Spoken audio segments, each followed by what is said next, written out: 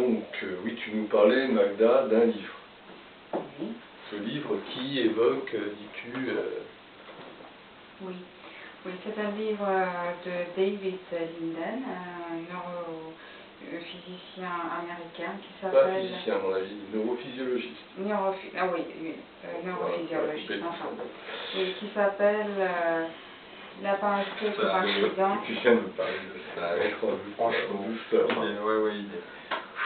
Non mais c'est pas grave. Du massage, juste après. Parce qu'il faut être contemplatif, il faut essayer de ne pas être trop invasif. C'est ça la difficulté de notre vie ici, passionnant parcours sur cette terre, pour essayer d'être en dehors de ce qui nous a été, malgré nous, mis en nous. Tout à l'heure, j'ai eu une discussion avec Magda sur la question justement de comment présenter des idées. Magda me disait, mais ta neuroconnectique, tu la présentes parfois justement de manière tellement complexe que des gens n'arrivent pas à la comprendre. Et je disais, justement, il y a un souci, c'est comment fonctionnent les êtres humains. Je lui rappelais que j'avais animé des cafés philo, et comment fonctionnaient les gens. Donc j'avais tel ou tel café philo, dont un que j'ai en enregistrement, apparaissent soudainement 3 personnes qui commencent à dire « oui, moi la neurobiologie je connais bien, moi aussi, moi je suis une ancienne médecin », voilà, et les gens parlent. Si moi, Danfield, je ne suis pas à très haut niveau pour être incassable devant ces gens-là, il y en a un qui m'a d'ailleurs bien cassé, il a fallu que je reprenne ce qu'il avait dit en lui expliquant que mais ça c'était valable à telle époque, maintenant on a des connaissances plus poussées, plus modernes, qui permettent de comprendre que nous étions dans l'erreur. Bon. Là, je disais à Magda, les gens vont m'écouter. Les gens. En disant, ah, il est autorité, il est une autorité, puisque les autres qui savent disent, ah oui, il a raison. Mais même là, donc déjà, je ne peux pas commencer en étant tout gentil. Il faut que je commence très haut, sinon, les gens qui connaissent vont dire, oh, c'est un petit celui-là. Il faut commencer par très haut. Déjà, premier souci. Deuxième souci, quand bien même je suis ensuite gentil, ça m'est arrivé d'être ensuite gentil avec des gens, tout sympa, et je me souviens d'un, rappelle-toi, c'était au dernier bar. Alors là, il y en a un qui a commencé à m'expliquer, oui, mais je connais très bien le domaine des synapses, c'est comme ci, c'est comme ça, et il rentre dans une, à mon avis, complète erreur.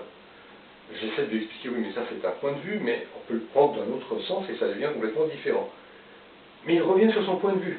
Je n'arrive pas à le sortir. J'essaie une autre voie et il revient encore sur son point de vue. Donc, pour en revenir à la thématique et au fait d'être contemplatif ou intrusif, là aussi, c'est qui est en face de toi, à qui tu t'adresses sur le moment. Et non pas être le personnage qui est dans le rôle du personnage, mais finalement, il est ce personnage-là à tout moment, sans qu'il y ait attention sur qui est en face de nous. Oui. Ça, c'est très important. C'est très difficile. Et la grande problématique, elle est aussi, ce que je commence à te dire, c'est-à-dire le fait de ce garçon, par exemple, au dernier bar, le souci, c'est que, m'étant mis à son niveau, soudainement, je deviens le petit copain. Donc si je suis le copain, il me tape sur l'épaule en me disant... Mais non, parce qu'à n'importe quel moment, tu peux oui, c'est ça. Augmenter le niveau. Oui, c'est ça. C'est plutôt présenter un sujet difficile de manière simple, parce que tu dois supposer que dans le public, il y a des gens qui ne savent rien sur ton sujet, mais qui sont quand même intelligents. Et au moment où quelqu'un t'attaque ou te dispute avec un appareillage scientifique un peu plus complexe, alors tu lui réponds à sa manière, à son niveau. Alors, c'est une option, je vous invite à réfléchir sur les deux, donc je reprends ce que je répondais à Magda et l'autre option. Donc l'autre option, c'était de dire, justement, je disais à Magda, avec ça, on s'est mis d'accord sur le bon et le méchant. Donc il y en a un en nous deux qui va jouer le bon et l'autre le mauvais. C'est-à-dire que dès l'instant où moi je propose une information justement complexe, après il peut y avoir quelqu'un arrivant et diluant pour un groupe de 5 ou 10 personnes, plus simplement. Mais là, parce que les gens ont entendu « Ah, c'est complexe, oulala, ça doit venir de très loin », donc c'est complexe, on écoute, on reconnaît l'autorité. Enfin, on écoute, on reconnaît l'autorité.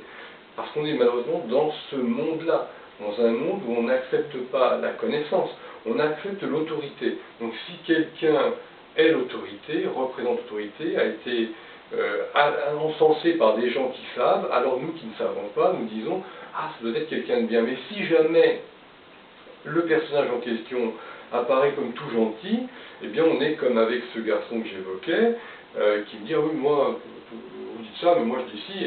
Et là, il n'y a plus d'autorité, il n'y a même plus de discussion, et la neurocognitique ne peut même pas apparaître comme « Ah voilà une discipline nouvelle qui propose des solutions à ceci, cela ». Finalement, ça apparaît comme la discussion du bistrot du coin, le café du commerce, où chacun donne son avis. Il y a tous les avis sont bons, et quand on s'en va, on est chacun avec ses avis. Mais reprenons le sujet là où on l'avait laissé au début, c'est-à-dire comment se positionne la neuroconnectique par rapport à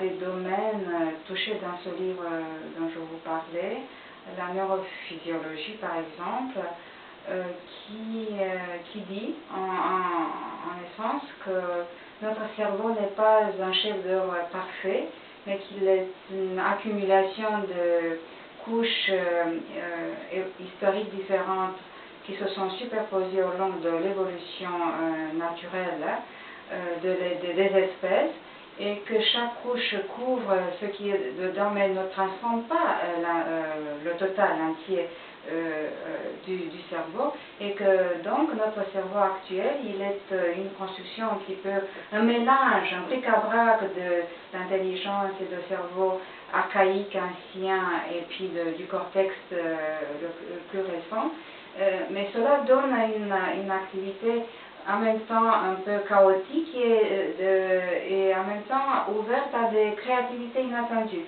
Et que cette construction un peu anarchique, un peu chaotique, explique pourquoi nous avons des méfaits que nous ne pouvons pas contrôler à cause du fonctionnement, par exemple, du cérébellum, enfin le cerveau petit, le petit cerveau le cervelet. Le cervelet, le tronc cérébral et puis le mésencéphale, et voilà, dans ce point, j'ai l'impression que nous pouvons envisager comment une théorie et une pratique comme la neuroconnectique peut s'insérer. C'est-à-dire, s'il y a des non-communications entre cette couche de notre cerveau, nous pouvons essayer de créer ces liens qui manquent pour l'instant. Et c'est là que tu avais développé un petit peu cette idée Oui, tout à fait, sur la notion du vieux cerveau reptilien, de l'hypothalamus qui va commander j'ai soif, j'ai faim, etc. Et le fait était de se dire, à partir du moment où il y a un câblage en fait qui va de ce vieux cerveau qui est par là, ce petit reptilien, vers le septum qui devient le pôle de décision, de motivation, ou encore pire de la région de Broca qui va carrément être le pôle de réflexion, le pôle intellectuel. Et donc ma réflexion c'était de te dire, en fait, on comprend que c'est un cerveau préhistorique qui commande à des cerveaux plus développés, si bien que l'individu qui a l'air intelligent, cultivé et autres va tomber sur la problématique qu'on évoquait avant, les émotions qui nous prennent, une sensation qui nous éblouit, et nous ne sommes plus nous-mêmes. Donc vie pitoyable du personnage important qui tombe dans son animalité à tel ou tel moment. Or dès l'instant où on s'essaie par des connexions neuronales, donc le travail de neuroconnectique, à l'inverse, c'est-à-dire à créer depuis les régions plus modernes un câblage allant vers les régions les plus préhistoriques de notre cerveau qui, comme tu disais, se sont donc empilés au fil de l'évolution, et bien justement là nous rattrapons justement ce méfait évolutif, cet accident de l'évolution, en nous permettant, nous, par la conscience que nous avons, par émergence, de prendre le contrôle peu à peu de la machine, et c'est là que je te citais de la machine préhistorique, je te citais mon exemple dans le livre Neuroconnectique base neurale, l'histoire de je vois des chocolats dans une boutique ma machine soudain salive, a envie des chocolats, et je vais dire stop à ma machine, et je vais lui dire maintenant, tu rentres chez toi tranquillement, tu te limites à avoir vu, senti les chocolats, mais pas plus. Et finalement, c'est comparable à j'ai un chien en moi, la façon pavlovienne, et je peux dire au chien maintenant tu veux du sucre, allez danse, maintenant tu es bien dansé, tu as le droit à ton sucre, sinon pas de sucre. C'est finalement à nous d'arriver dans notre conscience à dompter le paléocerveau. Cela veut dire que peut-être dans l'avenir, avec le développement de cette pratique neurocognitive, on pourrait envisager la situation suivante. Nous parlons avec quelqu'un qui a un problème, par exemple, d'émotivité ou de trac, même s'il est quelqu'un de brillant autrement. Et alors, nous saurons lui proposer certains exercices qui lui développeront un contrôle plus poussé de cette ère, qui a à voir avec le trac non contrôlé ou la peur inutile, réflexe qui arrive dans des situations pareilles. Et donc on peut envisager qu'un neurocogniticien de l'avenir pourra lui dire, voilà, exercez la neuroconnexion X avec XY, et ça vous amènera dans le temps de pouvoir contrôler davantage vos réactions. Je dirais même plus, ce ne sera pas que des exercices, ce sera aussi une manière de vivre, une manière d'être, et une manière de maîtriser. Donc c'est pulsion, c'est une impulsion. Exact, parce que nous allons pouvoir nous observer nous-mêmes. Donc si moi je suis une conférencière et je dois parler devant un public et j'observe que mes genoux tremblent de façon incontrôlée, je pourrais utiliser certains exercices que je connais qui puissent renforcer le contrôle ou la volonté consciente sur ce réflexe inconscient. Et oui, on peut s'apercevoir que toi, tu es déjà une neuroconnecticienne, puisque tu es capable de t'apercevoir que tes genoux tremblent.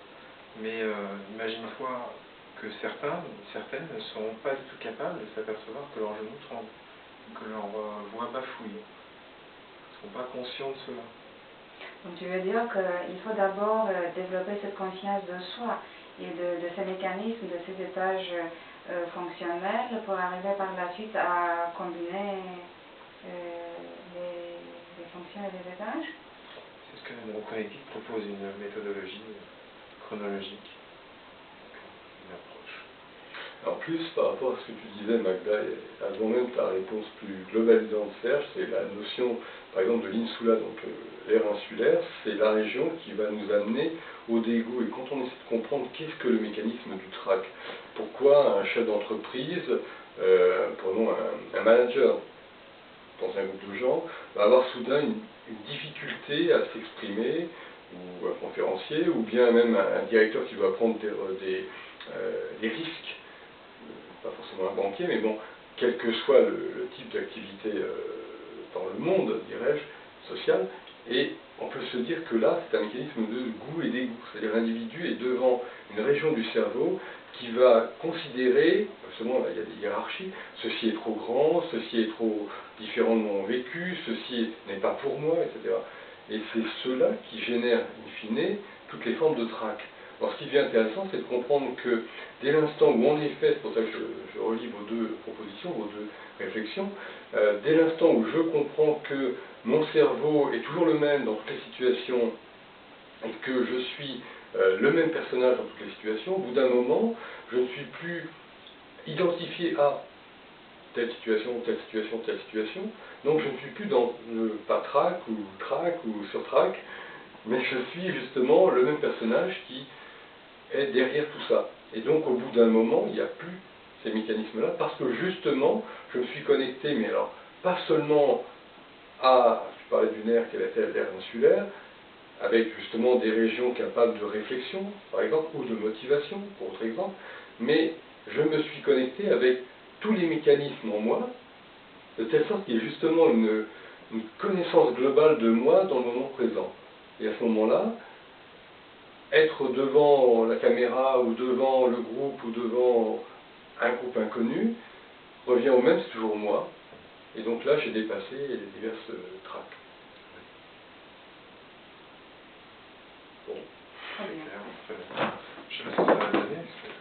C'est peut-être coupé depuis 10 minutes.